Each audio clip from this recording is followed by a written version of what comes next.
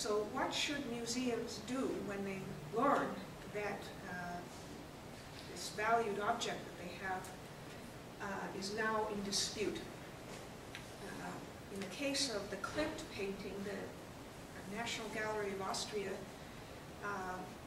claimed that it had acquired this painting legitimately in 1945. That the painting had been stolen by the Nazis, and through some unclear process it was rediscovered in Vienna, and therefore it was taken into custody, as it were, by the National Gallery and properly restored and hung and taken care of, and the National Gallery felt that they had done nothing wrong. Well, a similar argument is made by many, many museums, and we'll talk more about this. The most famous example perhaps is the case of the Elgin marbles in London, which were removed from Greece, Egypt, sorry. There are other Greek artifacts also held in Greek artifacts held in British museums that are also in dispute. But the Elgin marbles is another case where the artifacts are now being properly cared for, and they are of such value that they are held to be of universal import. So it really doesn't matter whether they're housed in London or in Cairo or in Athens or whatever. They are of universal importance. So this view, which is the so-called cosmopolitan view, is held by James Cuno, who is curator at the Metropolitan Museum of Art in New York, and he's written on this question extensively because the Metropolitan holds many paintings and other works of art from India and Persia, I believe, that are going to be the objects of litigation, where the countries, Italy in the case, is an important case with regard to the Met, where Italy or Egypt or Greece wants their stuff back. And they want it back not because they don't understand the process by which they lost this property, but because they feel these artifacts are central to their identity. And that is the issue. It's not even so much a legal issue as a sense of identity.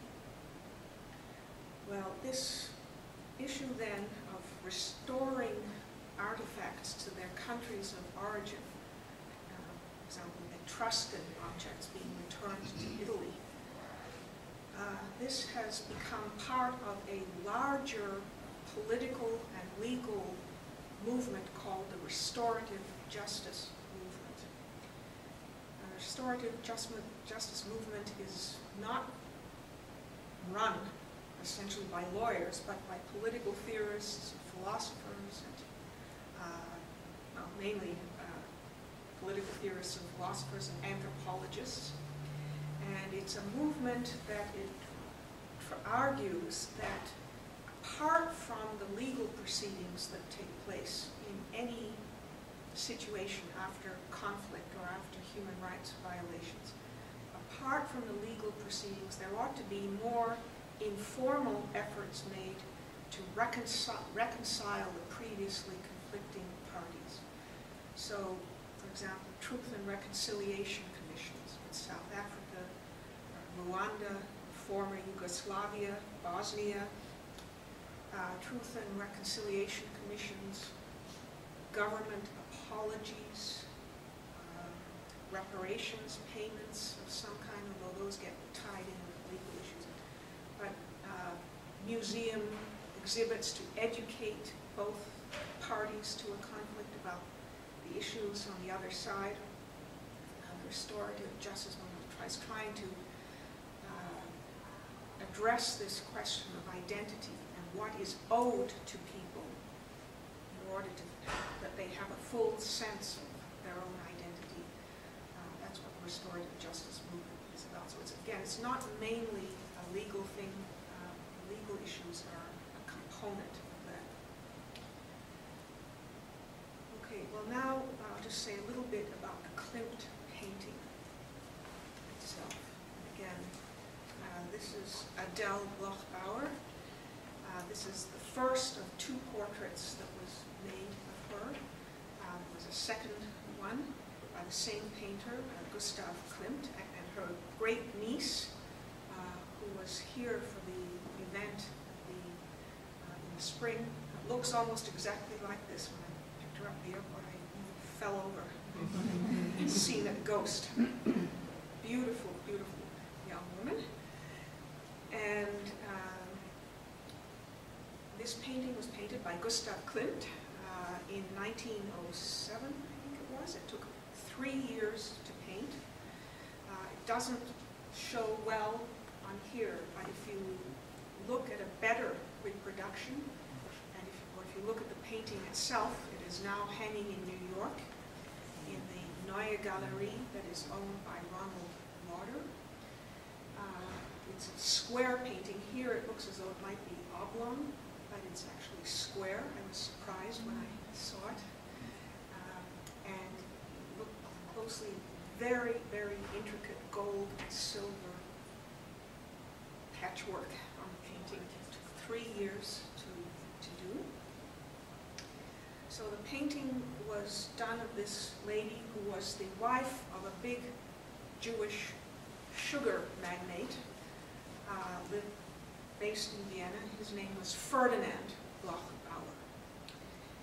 And the painting was hanging in their dining room, I believe, for years. And the whole family would see it there every Saturday when they would go for Sabbath lunch on Saturday in the Bloch-Bauer main residence in Vienna. Well, in 1925, Adele in German, Adele died. The lady in the picture died. Natural causes, some infection or other. So she died before the Nazis came in. And in her will, she bequeathed this painting and 4 others to her husband, Ferdinand. But, so she said, I bequeathed this painting to my husband. But then a little bit lower down, or at the end of the will, she expressed the hope that her husband would ultimately have the pictures given to the National Gallery of Austria.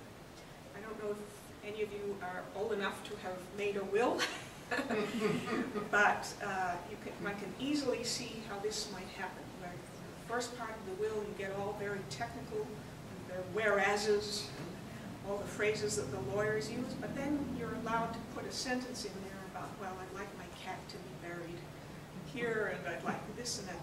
And the question is, what is the legal standing? One of the questions is, what is the legal standing of these expressed wishes that are not really 100% a directive, but really just an expression of a wish?